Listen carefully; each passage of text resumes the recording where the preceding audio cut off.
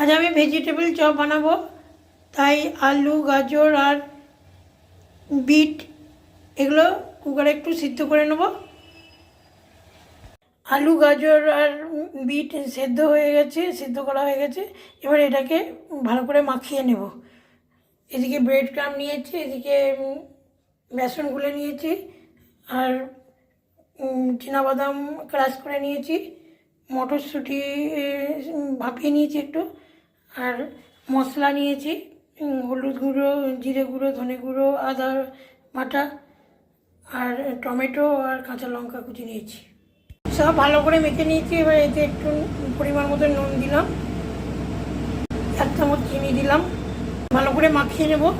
কড়াইয়ে তেল গরম করতে দিয়েছিলাম, গরম হয়ে গেছে। এবারে টমেটো আর লঙ্কা কুচিটা দিয়ে দেবো।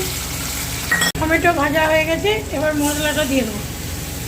মশলাটা ভাজা হয়ে গেছে, এবার এতে মটরশুঁটি দিয়ে দেবো,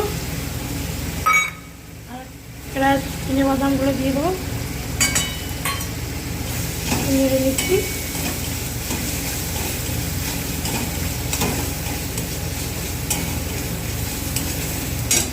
এবার আলু সিদ্ধ ওই যে পেস্টটা করেছি ওইটা দিয়ে দিচ্ছি, যে আলু মাখাটা দিয়ে দিয়েছি। সেটা এবার ভালো করে ভেজে নেব। আমার ভাজা হয়ে গেছে, এবার ঠান্ডা করতে দেবো। আমি 4টে পাকিয়েছি ভেজিটেবল চপ আকারে। এবারে একটা একটা করে প্রথমে বেসনে ডোবাবো, ব্রেডকে আমি দেবো।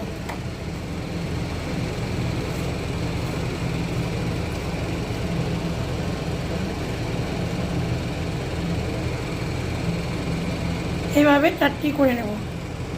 4টে গড়া হয়ে গেছে। এবার কড়াইয়ে তেল গরম করতে দিয়েছিলাম, গরম হয়ে গেছে। এবার আস্তে আস্তে ছেড়ে দেবো।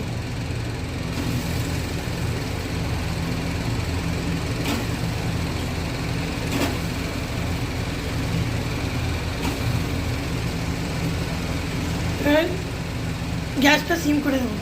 আমার 4টে ভেজিটেবল চপ ছাঁকা কমপ্লিট।